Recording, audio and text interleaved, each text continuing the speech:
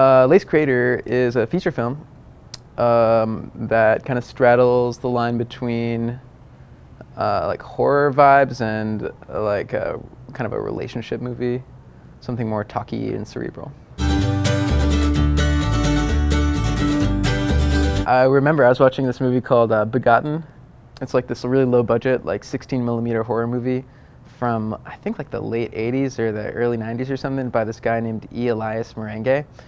And it is like, it's kind of like this like really like avant horror thing where like the whole soundtrack is just like cricket sounds basically, and it's like these like grainy black and white like images of these like faceless cannibals doing all these like ritualistic kind of like grisly stuff. And I was like, oh, it'd be funny if like Woody Allen directed this or something. So it was almost like a formal experiment at first, and then it kind of became more, it like veered into like a more like a slightly more sincere like exploration of like intimacy and like otherness kind of.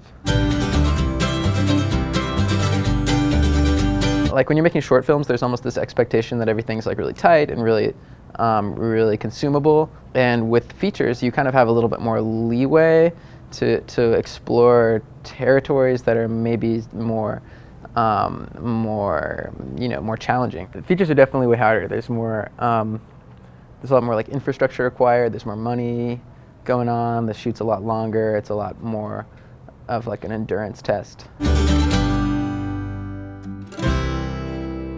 It feels cool to be here. It's like I'm really excited by the response to this film, and I mean I'm excited because it's like I was trying to do a lot of weird stuff with the film, and I was pursuing a vision that was like internal, that was my own. I didn't make it thinking that audiences would feel a certain way about it. I made it in accordance with like a compass that was like internal, and so to have people respond to the movie feels really validating, and it feels it warms my heart. It feels great.